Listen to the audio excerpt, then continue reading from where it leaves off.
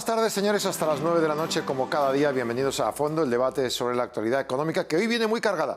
Seguimos a vueltas con la Superliga de Fútbol. Lo último es que el Juzgado 17 de lo Contencioso Mercantil de Madrid ha bloqueado hoy, ahora mismo, hace un rato, ha sacado unas medidas cautelarísimas, prohibiendo que ningún organismo nacional o internacional, es decir, federaciones, ligas, de ningún tipo, puedan ni vetar la participación de equipos ni de jugadores en las selecciones de estos equipos que estén jugando esta Euroliga, esta liga de los grandes que está preparando Florentino Pérez, entre otros presidentes. Muchos se han sorprendido que en 24 horas un juzgado haya tomado esas medidas cautelarísimas. Es verdad que algunos sospechaban que se podía echar incluso de la Champions League a equipos como el Madrid, que están todavía disputándola este año. Así que esto es por un lado. Por otro lado, Janssen anuncia que mañana mismo reanuda la distribución de vacunas en la Unión Europea, después de que la EMA les haya autorizado de nuevo la distribución. Pues lo pararon para evitar esos trombos, muy poquitos trombos, la verdad, un caso entre 1 millón de los vacunados. Dicho esto, había la dicotomía entre si prolongar la distancia entre primera y segunda vacuna para que haya más gente con una pequeña inmunización, como ha hecho Inglaterra y algunos otros países, en España, y también sobre mezclar dos vacunas. La primera, si ha sido de Janssen o de AstraZeneca, poner otra. Tanto Pfizer como Moderna, como prácticamente todos los expertos, han pedido que no se haga eso, que no se mezclen dos tipos de vacuna y sobre todo que no se prorrogue demasiado, más de la cuenta, el tiempo entre la primera y la segunda toma. Es decir, que mañana teóricamente las comunidades autónomas decidirán. Esto es capital para saber qué hacemos con nuestro presente y futuro, porque de ahí depende nuestra economía primavera-verano. Hemos hecho números, se ha hecho números por todos lados. Lo que propuso el presidente Sánchez no parece que vaya a llegar al menos a mediados de agosto, y además, si llegara, es muy difícil mover todo el turismo europeo en cuestión de días para que lleguen a final de agosto aquí a España. Es decir, la cosa está complicada. Vamos a precisamente a analizar un poquito cómo es la relación entre los países, cómo va a ser la sinergia, sobre todo entre las empresas de Madrid, Asia, Estados Unidos, todo el tema del turismo y cómo nos afecta con las vacunas y con la crisis. Saludamos al presidente de Madrid Foro Empresarial, Hilario Alfaro. Muy buenas tardes. Hola, buenas tardes. Precisamente quería también felicitarle porque acaba de renovar su mandato 4 años más. ¿Cuáles son los objetivos que tiene al frente de Madrid Foro Empresarial para estos 4 años, Hilario? Bueno, desde Madrid Foro Empresarial, igual que las otras organizaciones que presidí antes, siempre hay limitación de mandato máximo de 8 años. O sea que estos 4 ya son los últimos. Y desde luego hacer los máximos esfuerzos para no defraudar a la gente que me ha apoyado, a los asociados. Y este comité ejecutivo tiene como prioridad la promoción y defensa de los intereses empresariales con espíritu aperturista. Y a todas aquellas iniciativas de cualquier tipo que puedan suponer un avance para las empresas madrileñas y para la sociedad civil madrileña. Usted antes, y yo le he conocido liderando Acotex, liderando COCEM, el asociacionismo, muchas empresas decían en su momento, bueno, igual no es necesario pagar una cuota y tal. Ahora parece más clave que nunca, ¿no?, para trabajar juntos y hacer lobby. Ahora es más importante que nunca, más necesario que nunca. Siempre he creído en el mundo asociativo. La verdad es que la experiencia que tenemos ya después de 20 años en el mundo de las asociaciones es que las empresas y los empresarios solo nos asociamos cuando vemos las orejas al lobo o vemos al lobo entero, que como estamos ahora, ¿no? Y cuando tienes un problema, pues entonces buscas ayuda en lo que tienes alrededor. Y es cuando se incrementa el número de asociados, cuando hay problemas. Cuando todo va bien, cada uno va a lo suyo y hay poca solidaridad. Cuando las cosas van mal, te intentas apoyar en los demás a ver cómo se solucionan los problemas. ¿Qué diría usted a emprendedores o empresarios que duden ahora si meterse en algún lío o en algún riesgo? ¿Es buen momento para emprender después de una crisis que estamos sufriendo como esta?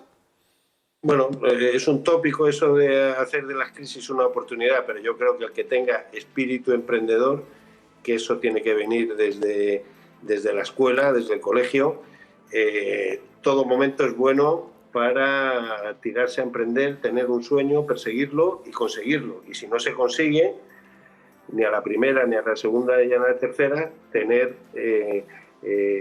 la iniciativa suficiente para levantarse. Cosa que en España eso no está al orden del día. En Estados Unidos la gente está acostumbrada a fracasar en varios intentos y al final lo consigues. Aquí a la primera tiramos la toalla. Sí. Hay que seguir intentándolo y hay que seguir promoviendo todo lo que sea emprendimiento. ¿Cómo están las empresas en general y las de Madrid, que son las que usted más conoce, con este lobo, con esta pandemia que llevamos ya un año y un poquito más y que no sabemos si con las vacunas en agosto o en septiembre se podrá sacar un poco adelante muchos proyectos? Hombre, cuando empieza ya estábamos viendo el principio de una nueva crisis, ya habíamos salido de la del 2007, 2000, no sé cuánto, porque duró un montón de años. 12, 13, 14, sí.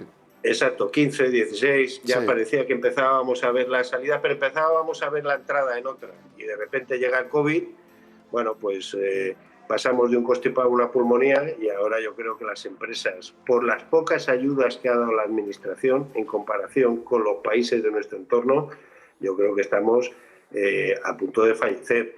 Aún así, los resultados de Madrid, que es lo que me preguntas, pues de marzo de 2020 a marzo de 2021, Madrid ha creado el 20% de los puestos de trabajo y el 80% de la inversión extranjera ha venido a Madrid. Luego en Madrid no se ha hecho tan mal.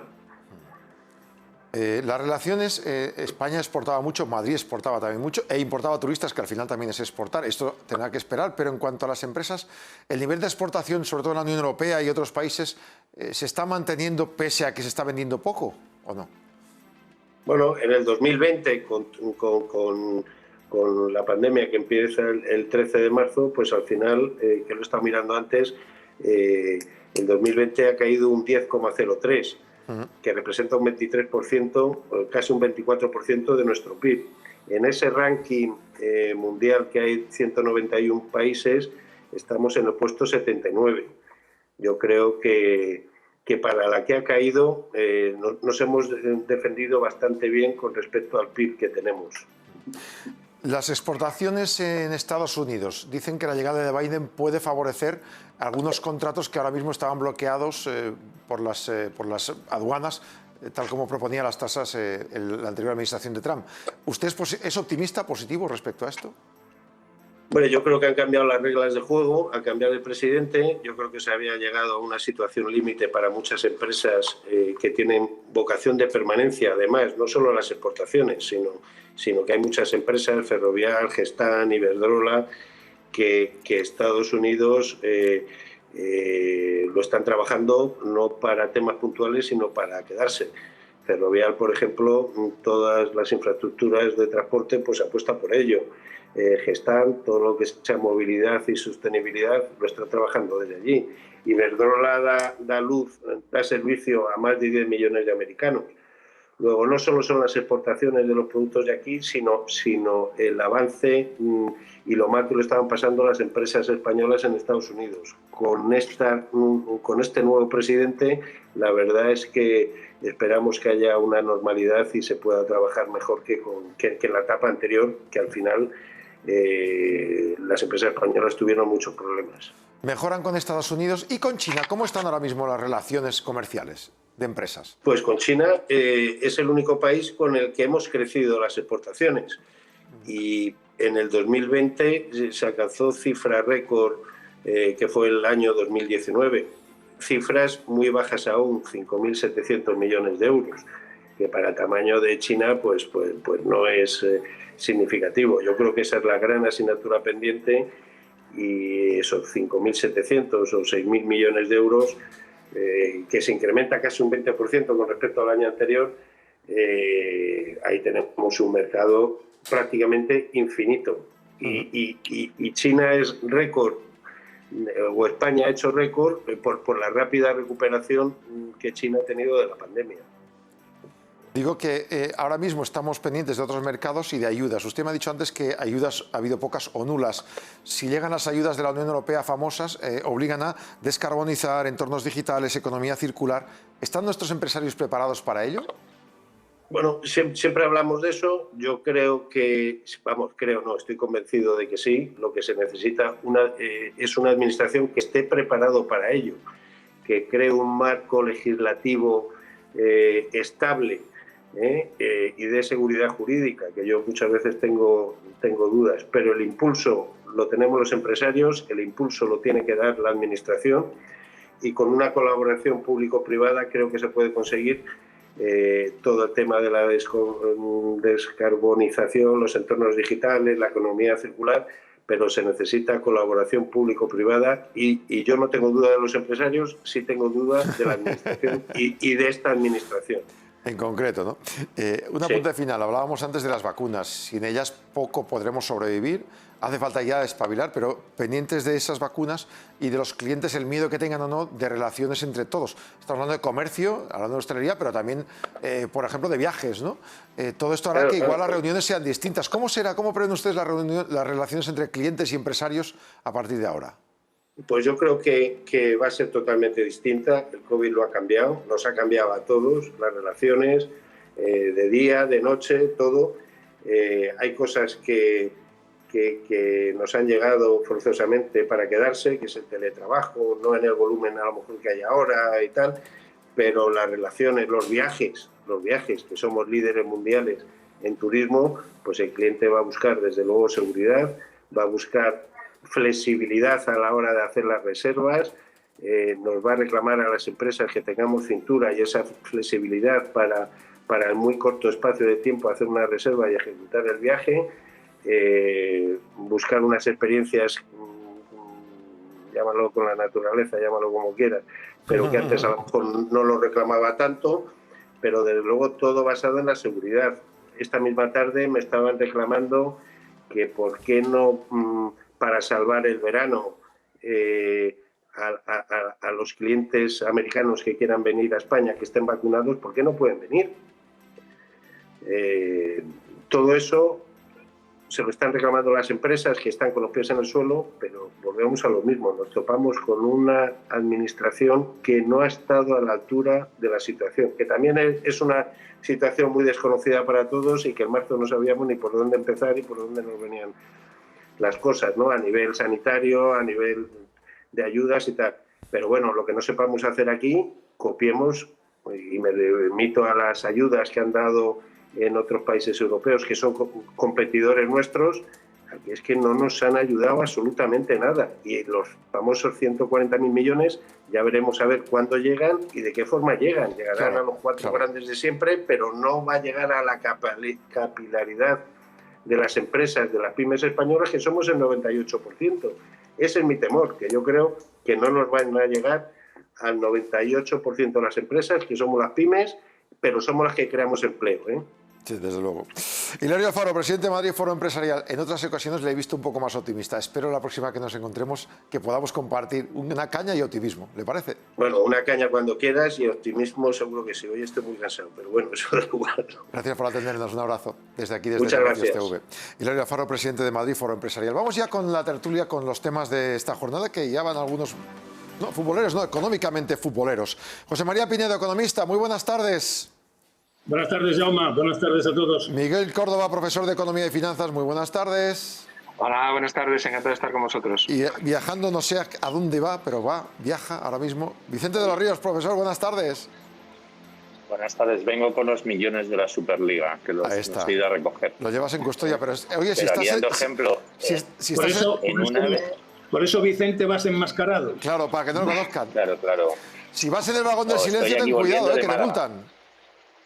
No, estoy en una cafetería que ya desgraciadamente no se utiliza, pero oye, es increíble, en el tiempo que he estado, se está escuchando perfectamente y voy aquí en el AVE 300 y si queréis os pongo el paisaje mejor que mi cara, pero es también darnos cuenta de lo que tenemos como infraestructuras, ¿no? Desde el punto de vista de AVE y también de telecomunicaciones, ¿no? Tenemos más cobertura en el AVE que en casa, ¿os habéis fijado, compañeros? Bueno, hablamos de la Superliga, hablamos del dinero. Extrañamente, yo no sé si alguno de vosotros ha pleiteado alguna vez, pero un juzgado, el número 17 hoy, a media tarde, ha prohibido que nadie sancione ni a clubes ni a futbolistas que se les ocurra jugar en la Superliga, por tanto, ni federaciones ni ligas. En 24 horas. ¿Quién de vosotros ha conseguido en 24 horas que un juez paralice algo? Que levante la mano. Bueno, probablemente ninguno de nosotros tres con seguridad. Pero desconocer o pensar que no lo iba a conseguir Florentino es no conocerles. ¿Qué os parece? Bueno, porque... es curioso, Dime. No, decía que lo que es curioso, sabéis que la FIFA y la UEFA tienen una normativa bastante curiosa y es que no puedes ir a los juzgados. Entonces, es curioso, ¿no? Porque el juzgado ha prohibido antes de que ellos prohíban que pueda ser juzgado, ¿no? Ya. O sea, que es una de las maneras coercitivas que han utilizado habitualmente, ¿no? Hay que tener presente, perdona Miguel, hay que tener presente que lo que estamos viviendo en estas últimas 48 horas es una aventura económica verdaderamente brutal, y que los clubes que están participando en ella, sorprende que no se hayan incorporado a ese selecto club el Paris Saint-Germain y el Bayern de Múnich o el Borussia Mönchengladbach, pero que yo creo que lo terminarán haciendo sin duda. Pero es una apuesta en la que cuando una vez que sale esa escena tiene difícil retorno.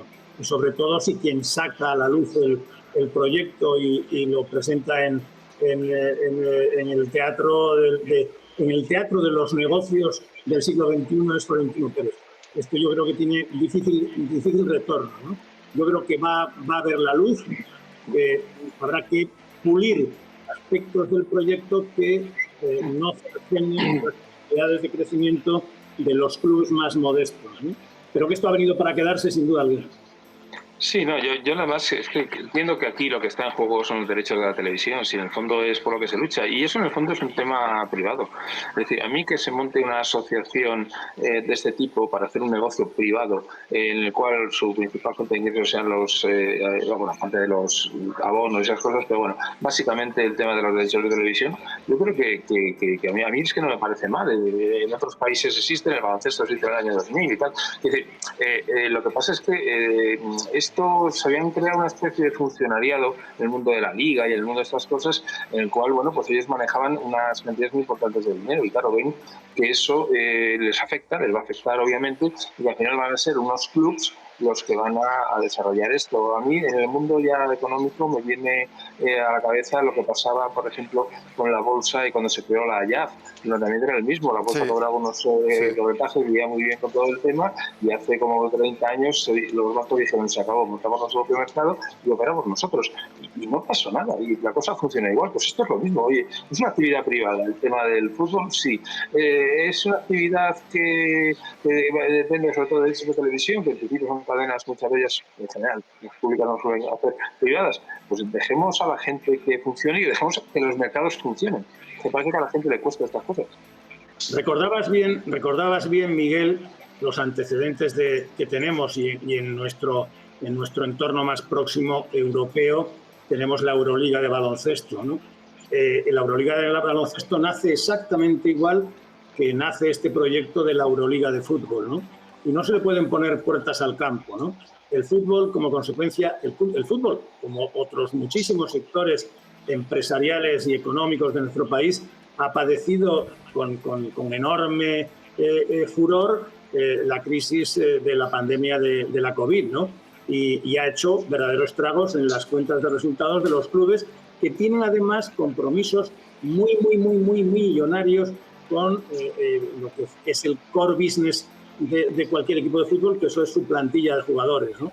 Ante esa situación, con deudas tan millonarias como pueden tener los tres principales clubes, que además forman parte del grupo fundador de esta llamada Euroliga de fútbol, que son Barcelona, Real Madrid y Atlético de Madrid. El Barcelona, por las informaciones que tenemos publicadas en la prensa, estamos hablando de alrededor de 1.400 millones de euros de deuda. Es que es imposible generar caja suficiente para poder cubrir esa deuda, ¿no? Lo mismo sucedería con el Atlético de Madrid, y el Real Madrid está en algo mejor posición porque también es cierto que tiene una mayor diversificación de ingresos, ¿no? Pero ante esa situación de crisis verdaderamente imposible de resolver, pues se han puesto las pilas los clubes europeos y han decidido que verde las han segado, que hay que buscar alternativas, ¿no? Cosa distinta es que no se lleguen a acuerdos. FIFA y UEFA y la propia Liga Española han puesto el grito en el cielo. Yo creo, como bien estábamos comentando en estos momentos, es imparable, es una iniciativa privada, tenemos antecedentes y sobre todo Europa tiene una ley antimonopolio que fue la que permitió reconocer que no se podía sancionar a los clubes de baloncesto que participaran en esa famosa Euroliga, que luego ha venido a confluir con los propósitos de la FIBA también, ¿no? Yo creo que esto ha venido para quedarse.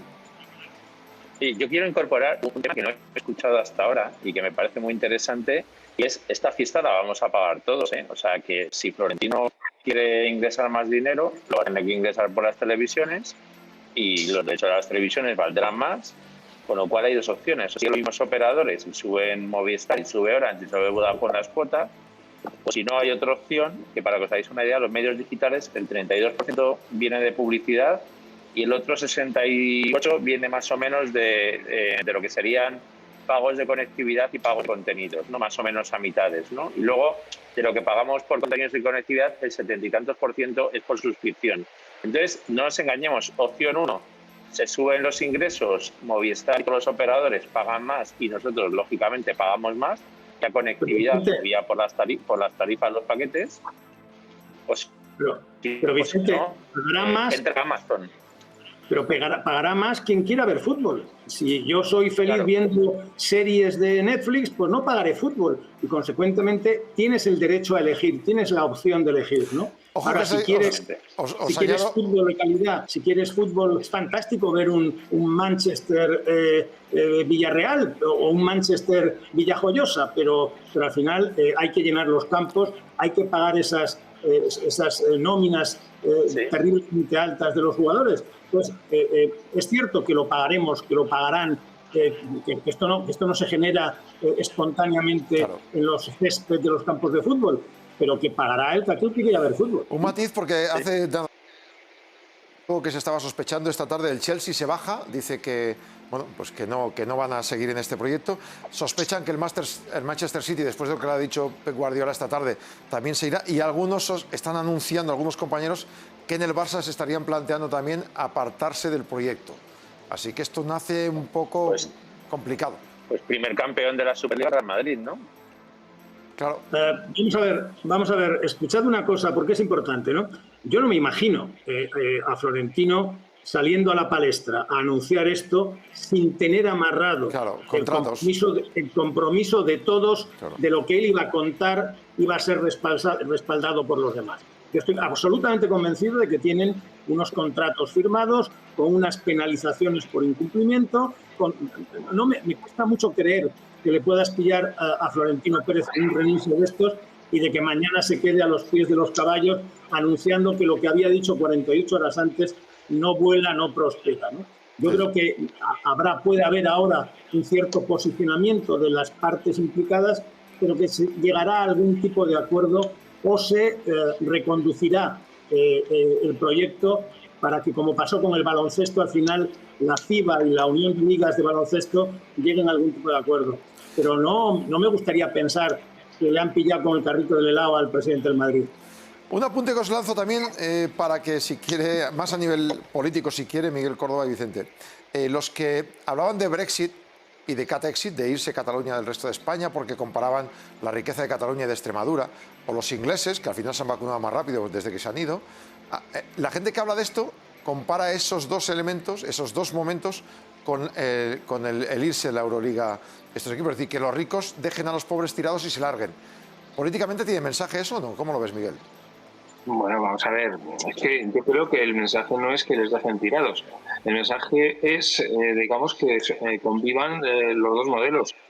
Con lo cual, en lo largo de la semana, pues habría pues como un partido adicional de la Euroliga, mientras que los equipos seguirían en los mismos torneos. Evidentemente tenemos el riesgo de que para la Euroliga los jugadores top jugaran y luego pues se pusieran suplentes para las ligas nacionales. Bueno, podría ser. Pero vamos a ver, yo creo que al final lo que se está intentando es ver en qué medida se cogen determinados intereses que, repito, son privados y se ponen en consonancia con lo que el mercado quiere.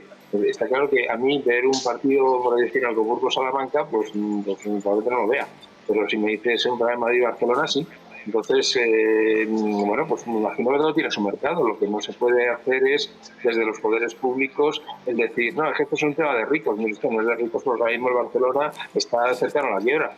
Es decir, es un tema de intentar buscar un negocio. Es posible que a lo mejor pagar lo que se debe pagar, si no se tiene que pagar, porque es excesivo, en mi opinión, pero venimos de otra época. Entonces, al final, repito, son intereses privados. Y yo los intereses privados, yo respeto que los accionistas, o en su caso, o en este caso, los socios, o lo que sea, pues tomen sus propias decisiones. A mí no me gustan las injerencias públicas en temas privados.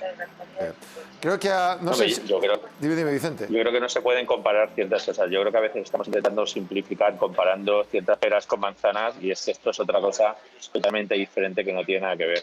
Entonces yo creo que al final, como dice Miguel, aquí los clubes llegan a lo que llegan también porque tienen mucho más dinero. O sea, que hay un modelo de negocio. Cádiz no puede contratar a los jugadores y contratar Madrid, y lógicamente no puede aspirar a lo mismo, ¿no? Entonces, sí, al final no hablamos de estados ni de países, hablamos de empresas privadas, porque tanto las federaciones como los clubes son empresas, entidades, ¿no? Y daos cuenta el efecto, por ejemplo, cuando un equipo por lo más pequeño, pues se clasifica para una competición europea, automáticamente el rendimiento en la Liga Nacional baja muchas veces, ¿no?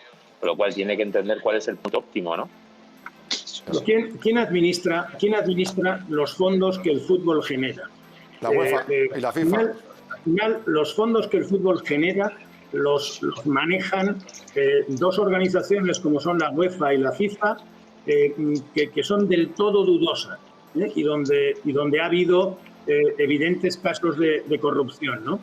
¿Cuál es el planteamiento, no de ahora, sino de hace ya muchos años, de los clubes de fútbol, ¿no? Pues vamos a ver, nosotros somos los generadores de esta riqueza, y nos quedamos con una parte no sustancial de la recaudación que por nuestra actividad estamos obteniendo, ¿no? Es cierto que luego hay mucha demagogia sobre la solidaridad, sobre la redistribución, pero al final donde se cuece en la administración de los fondos que el fútbol genera es en la FIFA y en la UEFA, que no son ejemplos de casi nada. Los clubes más importantes, más representativos del panorama internacional tienen esto claro y han dado un golpe de efecto pretendiendo resolverlo.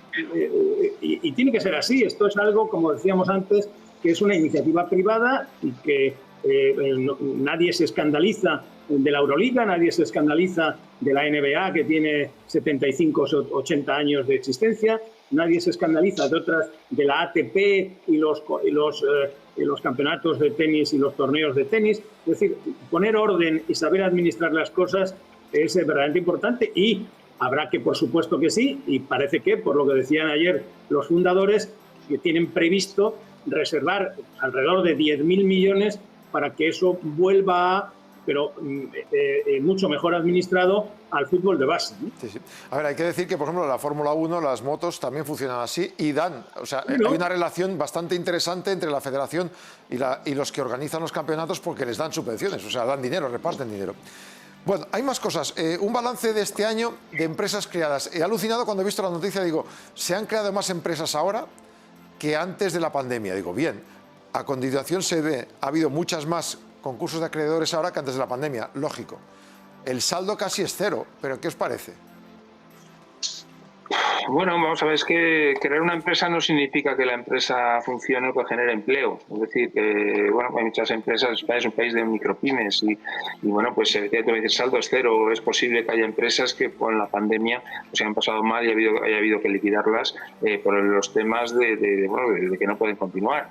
Y esas personas al final, si son empresarios, pues a lo mejor intentan abrir nuevos negocios o intentan eludir las deudas del antiguo y que no les pillen con el principio de continuidad de negocio, ¿no? Que se las imputaría. Pues yo sí que creo que ha debido haber con la pandemia muchas cosas de estas, en empresas pequeñitas, en empresas cuasi familiares, que digan, mira, tengo unas deudas, no puedo pagarlas y ya está, pues cierro la empresa. En un momento determinado, pues a nombre del hijo o a nombre de no sé qué, se monta una empresa alternativa para que continúen trabajando. Yo creo que es mucho más de ahí.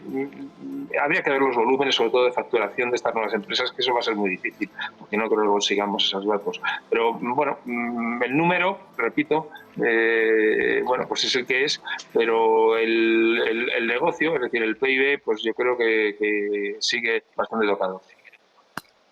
Yo, por apuntalar lo que acaba de decir Miguel, particularmente pienso que esta información que procede de la estadística que hacen los registros, pues puede sufrir de descontextualización al comparar con un ejercicio como es el 20 y con el ejercicio anterior al de la pandemia, que es el 19, ¿no? Por otro lado, esto que decía Miguel es muy importante, ¿no? Una cosa es crear empresas. Yo siempre digo lo mismo, ¿no? Cuando los alumnos en la universidad me preguntan, bueno, es que crear una empresa es muy fácil, son 3.000 euros. No, eso es crear una sociedad. Para crear una sociedad tienes que ir al notario con un capital mínimo de 3.000 euros, que cuando sales de la notaría ya no tienes ni los 3.000 euros porque te has dejado parte para el registro, parte para el notario, etcétera, etcétera, etcétera. Crear una empresa es tener un capital adecuado para poder financiar la actividad que vas a desarrollar y, consecuentemente, eso no es. Creo recordar, no quiero decir la cifra para no equivocarme, que un elevadísimo número de esas empresas nuevas creadas tienen un trabajador de plantilla media. Sí. Esto no son empresas, esto es darle una cobertura societaria a un autónomo o a alguien que desarrolla una actividad a través del paraguas de una sociedad, ¿no? Esto es muy importante y analizar fuera de contexto estas estadísticas siempre nos hace pensar que incurrimos en riesgos importantes. He leído un libro, Empresa Sana, de un fiera, que me puede dar alguna clave sobre esto. Sí, no, yo hay una cosa que digo ahí respecto a los números, no en el libro, pero sí, mira, yo cuando siempre he dicho en mis equipos, ¿no?, que cuando vendo poco me preocupo mucho y cuando vendo mucho me preocupo mucho más, ¿no? Entonces a veces los indicadores, como dice Miguel, hay que ponerlos en contexto, ¿no? Y a veces el ponerlo en contexto pues acaba llevando a interpretar que no todas las empresas son iguales, efectivamente, y que muchas de ellas, pues hombre, en una situación como esta es posible que haya habido operaciones de baja alta que al final condiciona esos números, ¿no? Entonces hay que mirar otros indicadores que realmente eso.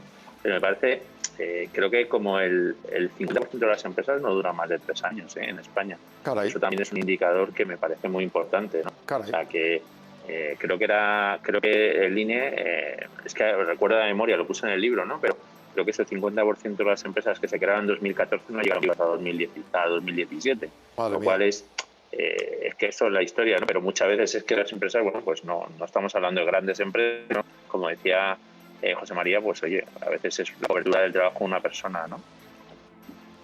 Madre mía. Bueno, estamos pendientes también de lo que nos llegue de Bruselas, hablamos constantemente de ello, el presidente del gobierno mucho más todavía, pero de momento esta semana dicen que no presentan el plan y esperan a la semana que viene. ¿Qué más hay que esperar? Que si está todo a punto, ¿no? Según parece, desde la semana pasada, José María, ¿a qué estamos esperando para presentar el plan y que Bruselas nos dé el dinero? Se te ha entrecortado la voz, no te he escuchado del todo bien. ¿A qué más hay que esperar para presentar el plan en Bruselas y que empiecen a soltar el dinero? No, ahora sí.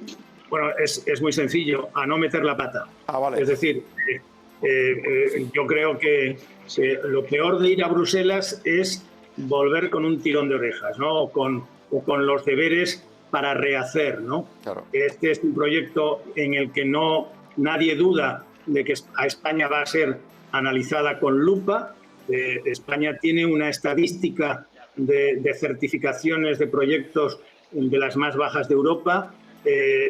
Hay unas reservas verdaderamente importantes hacia la fiabilidad y credibilidad de los proyectos que vayamos a presentar, y Bruselas se ha hartado de decir que estos fondos no son patente de corso, que estos fondos, una parte representativa, muy representativa, la mitad de ellos son fondos no reintegrables para financiar proyectos transformadores, pero tienen que serlo.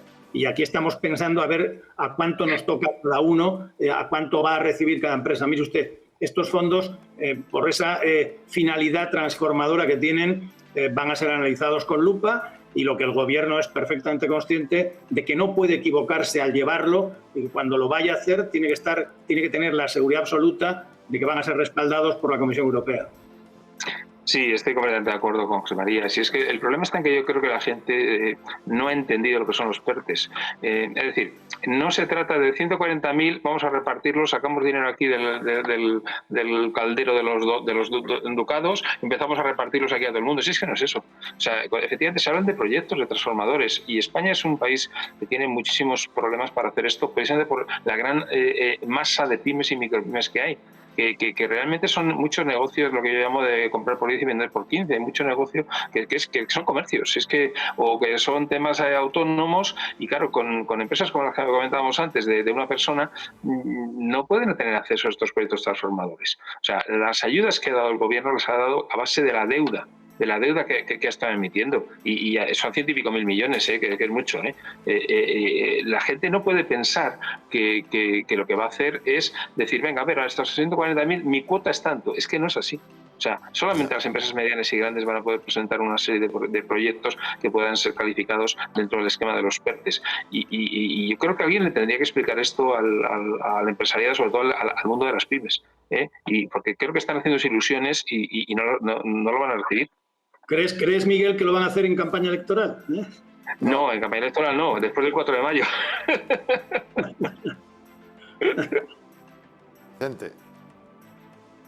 Se te ha cortado la voz, Vicente. ¿Tú me oyes a mí? No, que he puesto el mute, perdona. He puesto el mute, que había puesto el mute para que no entrase ruido. No, que os decía que mucha gente piensa que es lo que he dicho Miguel, ¿no? Esto es una cuota, mi cuota de mercado es tanto y es lo que me toca, ¿no? Y la gente creo que no entiende que detrás de esto hay mucha más seriedad, hay mucha justificación, o sea, por decirlo, ex ante y luego post, ¿no? Que va a ser muy complicado y luego hay que ejecutarlo bien. Yo no creo que sea tan obvio. Oye, este retraso hasta octubre de la ley de vivienda, que está el PSOE jugando con Podemos desde hace semanas, que ahora sí, que ahora no, ¿puede estar también vinculada a esto? Es decir, esperemos a octubre, dejemos esto tranquilo, no vaya a ser que nos tiren de las orejas en Bruselas. ¿Qué opináis, Miguel? Pues mira, vamos a ver, yo ya sabes lo que opino del tema de esta ley de vivienda, que es que no tiene sentido. O sea, yo sé que para Podemos es algo así como lo que le da la vida en ello, pero es que no tiene ningún sentido. Hoy el mercado funciona por oferta y demanda. Lo que no puede ser es que intentes cambiar las reglas del juego y poner unos precios que a ti te apetezca. Habéis visto lo que ha pasado con Berlín y bueno, pues lógicamente, si realmente hay un problema de alquileres, que lo ha habido, sobre todo en las grandes ciudades y en la costa y tal.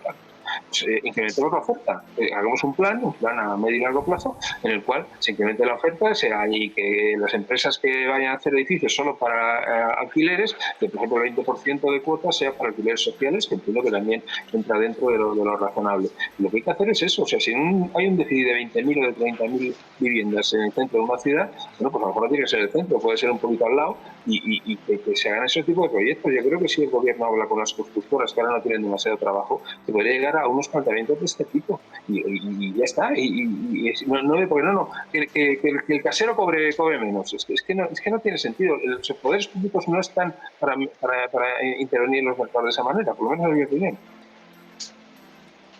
Tener servidumbres políticas como tiene este gobierno pasa factura, y esto es un claro ejemplo de ello. Es decir, Podemos, Unidas Podemos y Partido Socialista, en un Viva Cádiz, pues dicen, ahora vamos a legislar sobre vivienda y vamos a hacer una ley que intervenga los precios, las rentas de alquiler. Y eso tiene que pensarse usted mucho, y sobre todo alguien tendría que decirles a los gobernantes, a nuestros gobernantes, a los gobernantes de ahora, que existe una legislación y que hay competencias que no son transferibles a los ayuntamientos. Un ayuntamiento o una comunidad autónoma no puede legislar sobre los alquileres porque es inconstitucional. Es más, hoy hemos sabido que el Tribunal Constitucional ha aceptado a trámite el recurso de inconstitucionalidad presentado por el Partido Popular sobre la ley catalana. Pero es que tenemos un antecedente de hace muy pocas semanas también, cuando el Tribunal Constitucional alemán ha hecho exactamente lo mismo respecto del propósito de facilitar o posibilitar que la ciudad de Berlín modificara, alterara, congelara rentas. Si estudiaran un poquitito y supieran el marco jurídico en el que pretenden legislar, estas cosas no pasaban. Y en el caso de Cataluña ha sucedido lo que nadie pretendía, y sobre todo los que proponían la reforma de la ley, ¿no? Es que ahora se ha contraído la oferta y se han encarecido los precios. Es todo lo contrario a lo perseguido. Y esto es muy complicado. Si no lo entienden de esta manera, será muy complicado. Al gobierno le ha venido bien la admisión a trámite del recurso de inconstitucionalidad de la ley catalana. Vicente. No, yo creo que efectivamente en un mercado como este, al final el mercado, por decirlo de alguna manera, es sabio, más tarda un poquito más, un poquito menos, ¿no? Y yo creo que todo este tipo de cambios pues afectarán indirectamente y a lo mejor acaban generando más problemas de los que vienen inicialmente. Yo creo que estos cambios no se pueden hacer. No sé, y yo supongo que el gobierno posiblemente esto no acabará saliendo. Oye, tú que sabes de marketing, estos últimos 3 minutos, con AstraZeneca se lió que si sí, que si no. Con Janssen lo mismo. Hoy acaban de anunciar ahora mismo que mañana reanudan las vacunas. Esto hay que hacer una campaña de comunicación europea brutal, porque no se entiende que den pasito para adelante, pasito para atrás, ¿no? A ti, Vicente, a ti. Comunicación, me parece que es fundamental el tema de la comunicación, ¿no? Porque el eje y el contramensaje está haciendo un daño tremendo en la población. Si estoy a confianza, es que es fundamental y yo creo que ahí nos está haciendo bien por parte. Yo creo que tendrían que a lo mejor 4 o 5 políticos de todos los partidos a vacunarse y sin esto creando una confusión tremenda en un momento que la logística y el orden yo ya no sé si me tengo que vacunar, cuándo me tengo que vacunar, si claro. Es bueno que vacune. Se le corta justo ahora la comunicación a él con las vacunas, pero bueno, vosotros estáis un poco en las mismas. Mañana se retoma. Bueno, de hecho han dicho que mañana el Consejo Interterritorial de Salud tiene que decidir si acepta o no lo que han dicho las farmacéuticas, que es que no prolonguen más allá de 21 días la segunda toma y segundo, que no se mezcle Pfizer con otra, que parecía lógico, al menos, José María, de lo que hemos escuchado de los grandes expertos, ¿no? Yo creo que volvemos al origen de tu reflexión, Jaume. Es todo muy complicado. Lo que no se puede hacer es, como bien decía Vicente, un mensaje y el contrario en 48 horas, ¿no? Cada vez hay más gente que está planteándose no acudir a la cita para su vacunación. Y esto es terrible. Esto podría ser verdaderamente dramático. Yo creo que la comunicación no está funcionando. Lo que sí es cierto es que tiene que haber un programa y ese programa tiene que cumplirse. A Pedro Sánchez se le ha desbaratado el calendario y en este momento lo que tendría que hacer, parece ser, y al Reino Unido no le ha ido mal, el que primero todos una dosis, porque la primera dosis parece que otorga inmunidad razonable y evitar que la población vaya postergando la administración de la vacuna, ¿no? Pero en principio, a mí si me tocara el día que me llamen vacunarme con AstraZeneca o con Janssen, me vacunaré sin ningún problema. La que haga falta. Ese exceso de celo de leer el folleto, la letra pequeña del prospecto, nos está llevando a una situación muy complicada. Miguel, tú también le pondrías cualquiera, sea la que sea, ¿o qué? No, yo estoy vacunado con AstraZeneca. Es verdad, tienes razón. Sí. Es decir, y ningún problema. Es decir, yo de verdad, cuando me tomo una aspirina no miro el prospecto. Y cuando me tomo un paracetamol tampoco. Entonces, no veo por qué nos están dando excesiva cantidad de información que al final lo que genera es una especie de pánico, una alarma entre la población que no es adecuada. Yo, sinceramente, creo que estos temas son temas técnicos y que no tendrían que salir al alarma. Bueno, hemos logrado entretener a Vicente de los Ríos durante el viaje, que estaba aburrido ante unas personas que no hablaban de nada. Así que te dejamos ya que te bajes del tren, ¿no? Ya contaré, pero tenía algún famoso que podía haber venido aquí a la tertulia, ¿eh? Pues el próximo día le metes la cámara y lo saludas en la antena, sin problemas. Y estamos en directo. Sí, por eso te digo. Feliz viaje, gracias. Oye, muchas gracias, un abrazo. José María Pinedo, Cuidaos. Miguel Córdoba, gracias también a vosotros dos, como siempre, y hasta el próximo martes. Encantado, mucho gusto. Adiós. José María Pinedo, economista, Miguel Córdoba, profesor de Economía y Finanzas, Vicente de los Ríos, profesor de la Escuela de Organización Industrial, CEO de Líderes y Digitales. Sanidad ha notificado hoy 7.486 contagios nuevos, 114 fallecidos en 24 horas, incidencia unas décimas por encima, estable, 230 casos por 100.000 habitantes.